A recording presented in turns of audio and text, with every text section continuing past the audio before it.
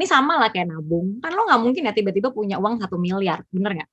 Tapi untuk bisa sampai punya uang 1 miliar, lo harus punya rencana kan, gitu.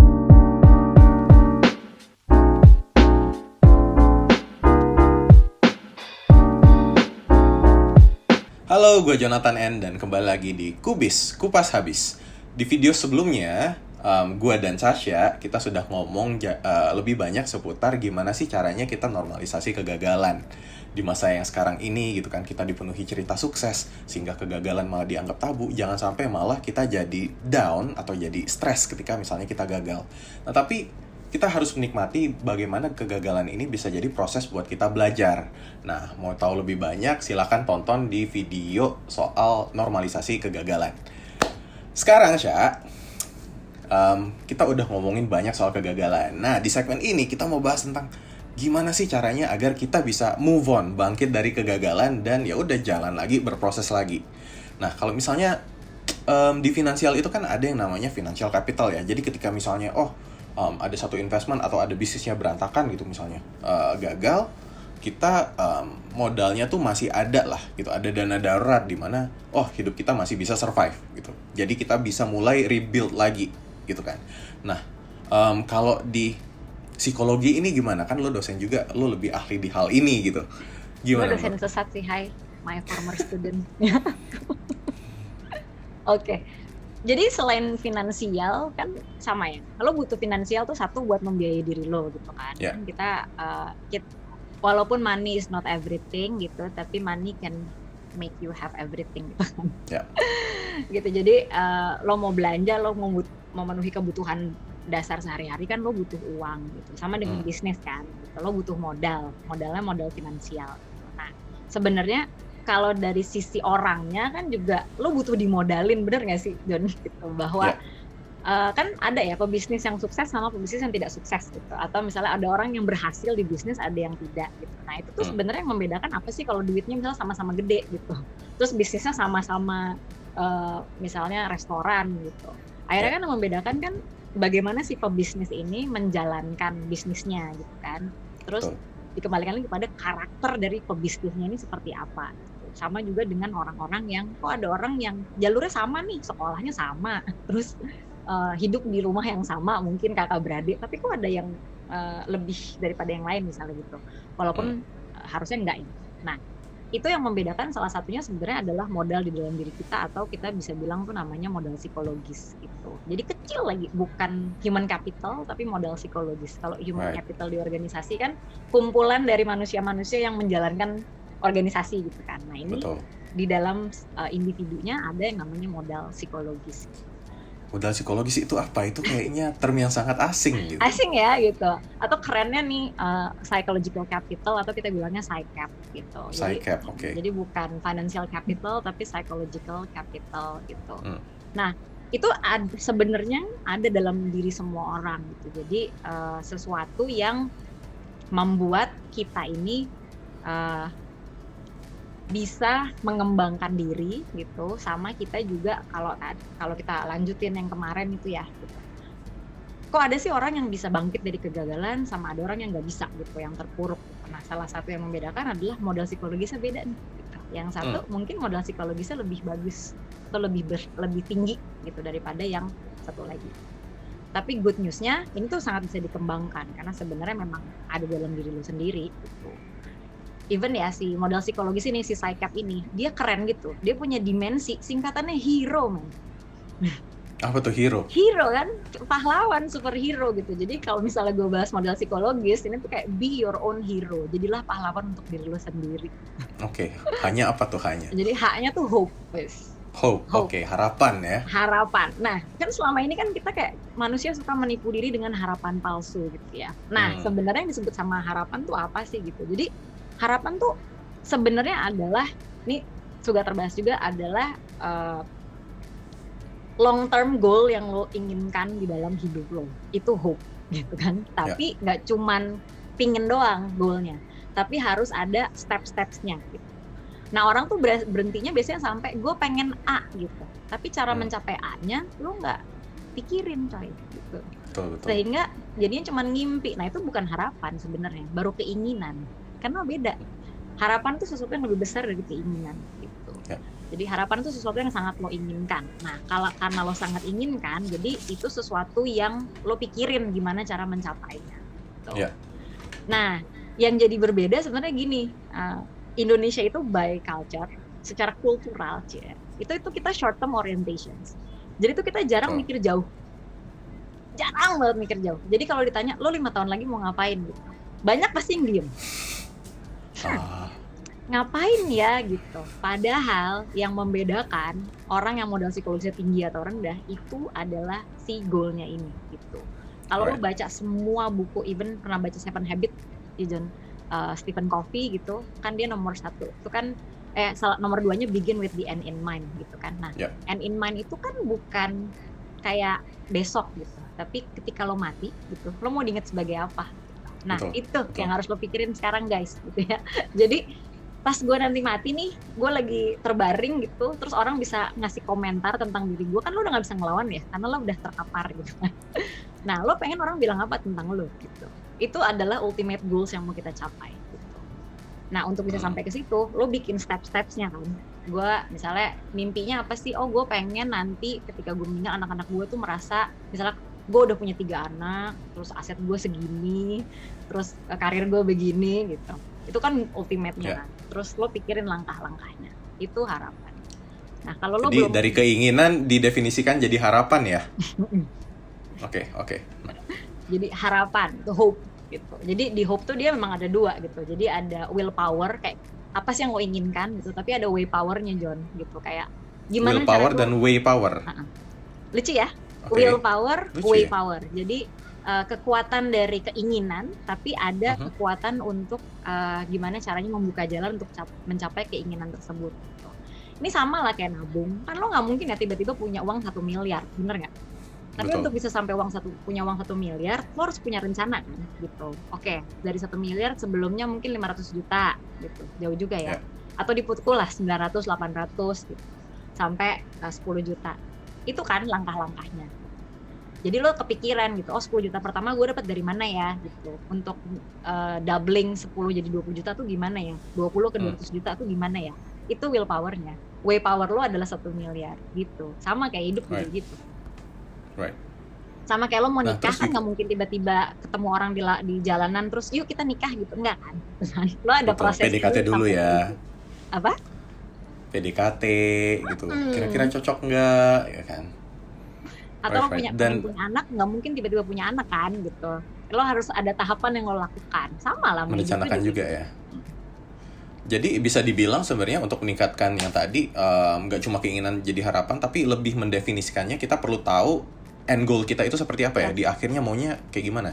Betul gitu, sehingga satu peristiwa kegagalan itu tuh tidak mengacaukan diri lo gitu, karena lo punya bigger purpose yang mau lo capai gitu. Karena kan banyak jalan menuju Roma ya sebenarnya gitu, bahwa kegagalan yang sekarang kan belum tentu artinya lo tidak bisa mencapai tujuan yang lebih besar itu kan gitu. Right. Betul, ibaratnya ya ambillah kita mau ke Roma nih ya, mau ke Roma ketinggalan pesawat. Oh ya udah kita coba gara-gara kejebak macet ketinggalan pesawat. Oh ya udah ada pesawat berikutnya bisa kita coba lagi. Atau misalnya jalan darat repot juga ya, jalan darat jauh banget. Oke, kita skip jalan darat. Jauh banget. Tapi ya mungkin kalau konteksnya Jakarta Bali oke lah bisa, misalnya wah pesawat udah ketinggalan kita butuh jalan lain, oh bisa jalan darat juga jadi alternatif gitu kali ya. Tapi at least lo punya Roma sebagai goal lo kan gitu. So no matter what happen di this point gitu, gue tadinya rencananya naik pesawat, ketinggalan pesawat nih di jam segini. Lo kan masih punya cara lain, benar nggak? Betul.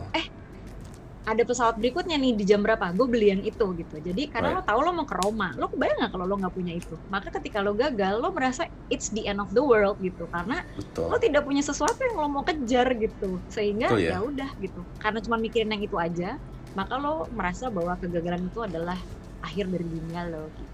Ya juga ya, kalau kita terlalu fokus sama yang tadi, aduh gue ketinggalan pesawat, aduh stres apa segala macam gitu kan. Jadi kita ya nggak bisa melihat bahwa sebenarnya banyak cara-cara yang bisa kita lakukan gitu untuk tetap mencapai tujuan kita ya. Kalau Oke, lo hanya fokus pada peristiwa itu kan kayak akhirnya right, tar dulu deh, lu tuh kan sebenarnya pengen ke Roma ya, bukan mempermasalahkan lo ketinggalan pesawat nih gitu. right. Oh iya gitu, baru nanti cari jalan. Beda soal kalau lo udah nggak punya uang ya buat sana. Jadi kayak oh ya gue akan ke Roma, mungkin gue mundurin sedikit gitu kan. Instead of besok, gue mungkin bulan depan. Ya nggak apa-apa, tapi kan lo tetap tahu lo pengen ke Roma gitu sih. Betul. Oke, itu tadi udah H, hope. Wes. Nah, yang kedua Sekarang nih. O. Ini konsepnya psikologis banget, John. Namanya efficacy. Waduh, apa tuh efficacy? Kan hari ini kita belajar kuliah psikologi one on one ya sama Johnny. Right. Hope efficacy. Nah, Ya. mungkin pernah dengar nih teman-teman self efficacy. Jadi self efficacy itu spektrumnya, Cik. Kelompoknya nih mirip sama self confidence atau percaya diri. Gitu. Tapi beda. Jadi kalau misalnya percaya diri itu sesuatu yang lebih general gitu. Misalnya Johnny nih as a person lo tuh confidence gitu. Gue tuh secara umum tuh gue adalah orang yang pede gitu. Tapi kalau misalnya tiba-tiba John lo ini ya iringin gue main gitar, iringin gue nyanyi main gitar gitu. Tapi lo nggak pernah main gitar gitu kan. Pasti kan lo jadi kayak berubah jadi Johnny yang tidak pede gitu kan. Betul. Nah, itu self efficacy dalam bermain gitar. Jadi self efficacy itu spesifik sama hal tertentu gitu. Jadi gue secara umum gitu misalnya gue tuh gue tetap pede gitu. Tapi kalau disuruh main gitar gue jadi nggak pede. Nah itu efficacy lo bermain gitar yang rendah, bukan lo jadi turun ke tingkat ketidakpercayaan dirinya gitu. Right. Apakah ini efikasi ini lebih ke skill berarti ya? Spesifik pada keterampilan tertentu gitu. Jadi memang bisa dikuatkan ya dengan latihan gitu, dengan mastery. Kayak contoh lah, Johnny 4 tahun yang lalu tentang financial planning. Pasti kan efikasi lo rendah banget kan? Iya, sekarang juga masih rendah sih. Wow. Kalau ditanya gitu, John, gue mau invest nih ke instrumen A gitu kan. Lu pasti right. Woi, tar dulu nih, gue nggak punya informasi nih bagaimana menjawabnya lo gitu kan. Jadi efektif lo terkait tentang financials gitu atau investment itu masih rendah gitu. Tapi kan lo berlatih, lo baca, lo mempelajari gitu. Nah, makin lama efektivitas lo naik gitu. Mungkin ini sih, kalau gue dulu, jadi awal-awal gue baru pertama kali kerja, tahun pertama gue kerja kan, gue sempat kerja arsitek di Singapura kan, ngomong bahasa Inggris gitu. Nah, di satu sesi gue harus presentasi. Lo bayangin kan gue kayak, gue di negeri orang gitu. Wah, ini orang-orangnya senior, gue introvert abis gitu. Gak jarang ngomong kalau di ini gitu, ngomong juga seadanya. Terus kayak gue presentasi, gue bener-bener nge-froze gitu lah, blank gitu kan, kayak ngomong pun bingung gitu. Nah itu tapi ya kalau dipikir-pikir itu kan mungkin gara-gara zaman itu efikasinya masih rendah mungkin. Jadi secara skill keterampilan masih rendah. Tapi along the way gue akhirnya sekarang kerja harus ketemu klien, harus present juga. Jadi lama-lama skill public speakingnya itu juga bertambah. Jadi efikasinya meningkat juga gitu ya. Yes, betul. Right. Dan ketika efikasi lo naik, efikasinya tinggi gitu, hasilnya juga akan bagus, lo juga akan jadi pede, dan itu mempengaruhi mindset lo dalam melakukan atau mengerjakan sesuatu ya. Betul gitu. Nah, jadi kan sama nih, kayak misalnya gini, lo tuh gagal melakukan presentasi gitu. Itu kan tidak membuat lo tuh secara umum itu Johnny tuh orang yang tidak berkualitas gitu karena nggak bisa berpresentasi gitu kan. Itu hanya satu bagian kecil bahwa nih Johnny belum bagus nih presentasinya gitu. Dimana itu bisa lo tingkatin gitu dengan apa? Dengan latihan gitu. Dengan latihan, minta feedback.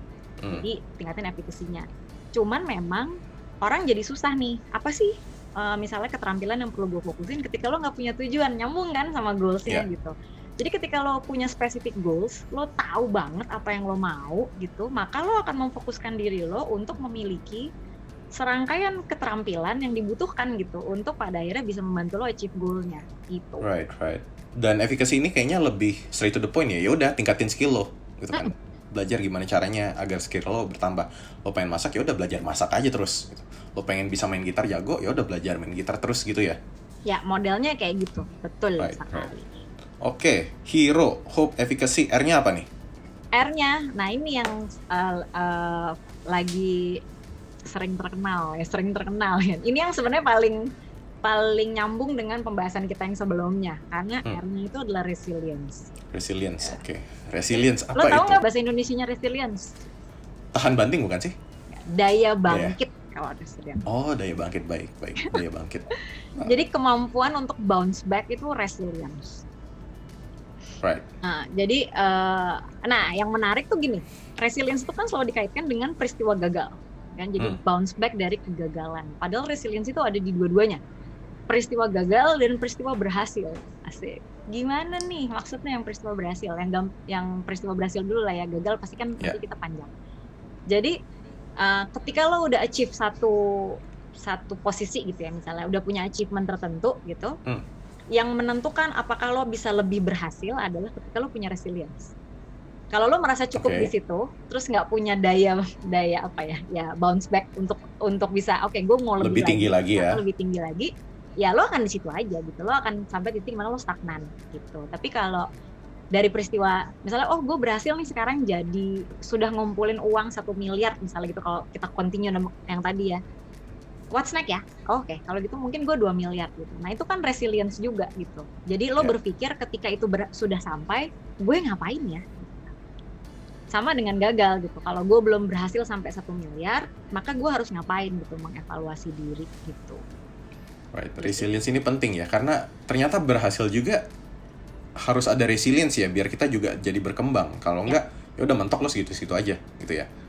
Apalagi kegagalan, ya udahlah kegagalan, resilience ini penting agar ya kita resapi, maknai, abis itu move on gitu ya. Bahkan bisa dibilang orang yang resilience-nya sangat tinggi, bahkan orang lain belum sempat ngeliat dia jatuh ketika gagal, dia udah berdiri lagi. Bisa gitu sih sebenarnya gitu, kayak nggak sempat untuk kayak berlarut-larut gitu, tapi nggak, ini gue harus balik lagi gitu. Nah yang menarik adalah orang yang punya resilience biasanya itu orang yang berpikir dalam setiap langkah yang gue lakukan itu selalu ada resiko berhasil sama gagal gitu. Jadi kan orang tuh suka menipu diri dengan harapan palsu yang tadi gue bilang gitu kan. Kayak ketika lo memilih untuk melakukan A, lo tuh pede banget bahwa ini gue pasti berhasil. Nah itu bahaya tuh. Bahwa lo melupakan ada yang namanya kemungkinan lo tuh nggak berhasil gitu, sehingga lo nggak prepare. Kayak lo udah berangkat, kayak misalnya nih lo mau ke airport gitu kan, lo harus hadir misalnya 2 jam sebelum boarding time misalnya gitu. Terus lo membayangkan kan, sebenarnya tuh 1 jam tuh bisa sampai nih ke airport gitu. Terus tapi kan lo sebenarnya harus berpikir ya bahwa 1 jam tuh bisa berhasil bisa gagal gitu kan. Lo nggak akan pernah tahu di jalan tuh ada apa, ya kan? Ada betul. Tabrakan kayak ada macet, ada banjir apa dan lain-lain. So lo bikin spare time. Gue mundurin deh sejam, berangkatnya jadi 2 jam lebih awal dari jadwal gitu. Kalau gue sampai lebih cepat kan nggak ada ruginya gitu. Nah ini orang yang suka lupa gitu mempertimbangkan kayak gitu. Right. Jadi intinya lebih open terhadap resiko kegagalan ya. Bahkan kayak gue pernah mendengar juga punya resilience itu kayak dokter bedah. Gimana dokter bedah atau operasi, kan operasi bisa jadi sukses bisa jadi gagal. Betul. Nah, tapi ketika misalnya operasinya gagal misalnya, pasiennya meninggal, ya dia nggak bisa berlarut-larut di situ. Ada pasien lain yang harus diurus, gitu yang harus ditindak lagi. Nah, kalau misalnya dia berlarut dan dia jadi down, itu akan mempengaruhi performa dia berikutnya. Gitu. Nah jadi dia bukan berarti heartless juga ya, dia memaknai dan langsung move on. Resilience-nya tinggi aja itu ya berarti ya. Betul.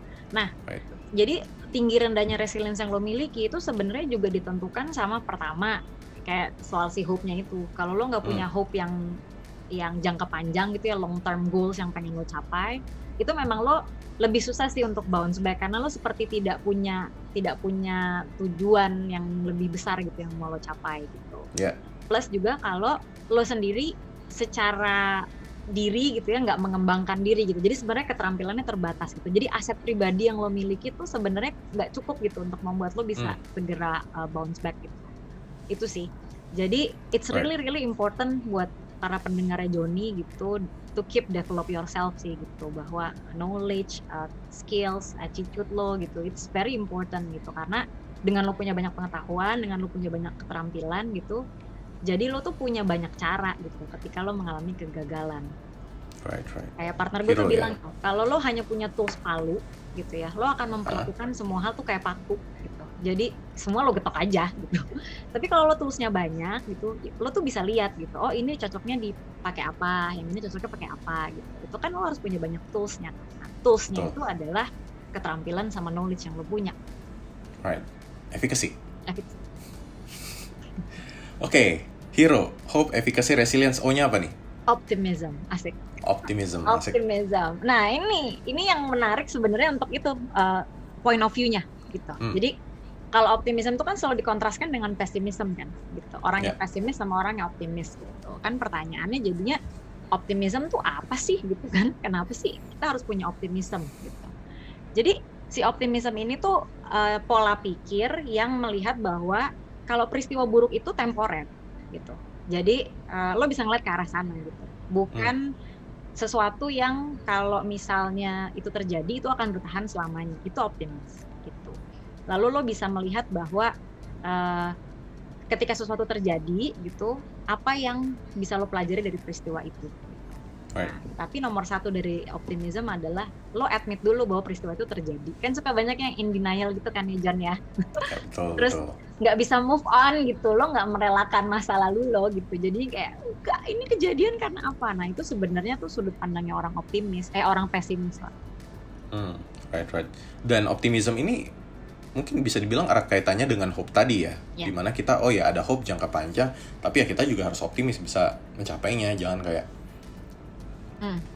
jadi ini kayak wrap up-nya gitu kan, kalau hope tuh kan tujuan yang lo tulis gitu kan, gue mau begini gitu kan, terus untuk bisa sampai ke sana langkahnya adalah ABCDE, untuk bisa sampai ABCDE gue harus punya keterampilan apa gitu kan, lalu efficacy ya, efficacy, lalu menyadari bahwa dalam mencapai langkah ABCDE itu pasti gue nggak mungkin lancar, pasti ada kemungkinan berhasil dan gagal, sehingga ketika yang ini nggak berhasil gue harus apa, itu resilience. Nah optimismnya itu you have to believe gitu bahwa something good will happen kok gitu.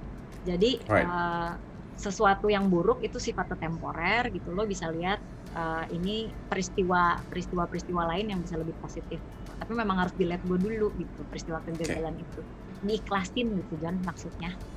Betul. Tapi gimana caranya agar optimism kita ini nggak apa ya? Bukan kayak toxic positivity, bukan kayak denial gitu loh. Gimana caranya biar kita bisa lebih menerima gitu, nggak denial terhadap kejadian-kejadian yang mungkin kegagalan tadi yang terjadi. Betul. Nah kalau di Psychem ini juga menarik sih, dia tuh melabelnya tuh realistic optimism. Waduh. Kan? Realistic optimism. Jadi optimis yang realistis gitu. Optimis yang realistis tuh kayak apa gitu, bahwa jadi nggak memperbesar, jadi nggak mengexaggerate sebuah momen gitu, bahwa enggak kok ini tuh orang memang lagi belum aja gitu, tapi akhirnya jadinya menipu diri sendiri lagi kan gitu. Tapi sesuatu yang memang kita tahu nih, kan kadang-kadang ya kalau lo melakukan sesuatu terus lo gagal lagi gitu. Si toxic atau yang unrealistic optimism nih adalah lo memaksakan gitu. Enggak, ini pasti berhasil. Kalau udah 5 kali ya udah lah ya, cari cara lain boleh nggak sih gitu. Nah itu, jadi lo tahu kapan saatnya lo berhenti lalu mencari jalan yang lain. Itu optimism. Jadi mindsetnya percaya lo akan berhasil sampai ke sana gitu, tapi juga sadar bahwa mungkin saja cara-cara yang lo coba tuh ada yang nggak berhasil gitu, sehingga lo harus cari cara yang lain. Lebih mawas diri ya, dan juga evaluasi kayaknya penting juga ya. Jadi kita pun sadar, nggak cuma kayak kayaknya gara-gara ini deh, tapi setelah kita analisis ternyata penyebabnya banyak. Jadi ada faktor-faktor lain yang bisa kita lihatin. Jadi kemarin ternyata salahnya seperti ini, kita belajar lagi ya gitu ya. Gitu. Right. Wow. Jadi lo yakin gitu itu akan terjadi. Jadi 3 nih John, kalau mau ngembangin optimism. Pertama, let go the past gitu, merelakanlah masa lalu lo gitu ya. Jadi peristiwa sudah terjadi, anggaplah itu bagian dari perjalanan gitu. Lalu yang kedua itu ngelihat peluang apa sih yang bisa gue tangkep nih di masa yang akan datang gitu ya. Nah yang nomor 3 ini yang orang suka lupa, menghargai present day gitu.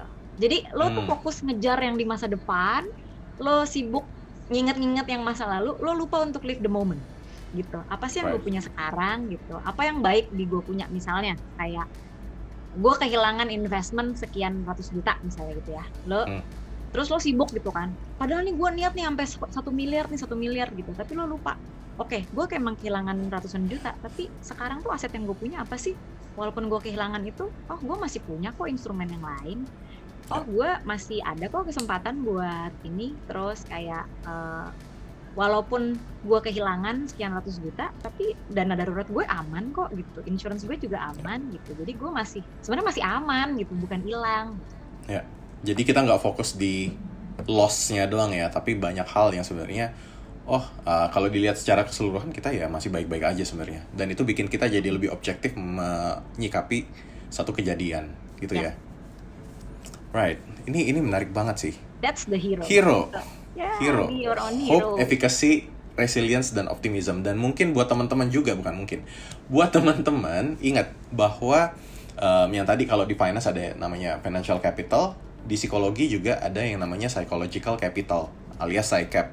Nah, PsyCap ini yang hero tadi, hope, efficacy, resilience, dan juga optimism, ini bisa membantu kita move on, bangkit lagi dari kegagalan. Dan gak cuma bangkit dari kegagalan, tapi mindset kita untuk kedepannya ketika kita inginkan sesuatu, hope bisa membantu kita mendefine tujuan hidup seperti apa yang kita inginkan, dan kemudian dibarengi dengan membina skill ya, efficacy gitu, biar ketika skillnya bagus, kita juga akan puas dengan hasilnya. Dan juga resilience ini daya bangkit, jadi bisa kita gunakan ketika kegagalan, gimana caranya biar kita bangkit lagi. Dan gak cuma itu, ketika berhasil gimana caranya kita bisa berkembang lagi, lebih tinggi lagi. Dan juga yang terakhir, optimism, karena kalau nggak optimis, kalau pesimis ya susah juga gitu, nggak akan jalan kemana-mana nanti Kak gitu ya. Betul. Nah, si growth mindset itu adanya di optimism sebenarnya, John, sama di resilience juga gitu kan. Maksudnya kayak openness to change tuh orang optimis gitu kan. Orang pesimis tuh kan tidak yakin bahwa kita tuh bisa berubah gitu, bahwa kondisi bisa berubah. Optimism, resilience itu sebenarnya nyambung sih sama si growth space ini ya, growth mindset itu kan yang lagi fixed mindset itu kan muncul biasanya di orang-orang pesimis gitu.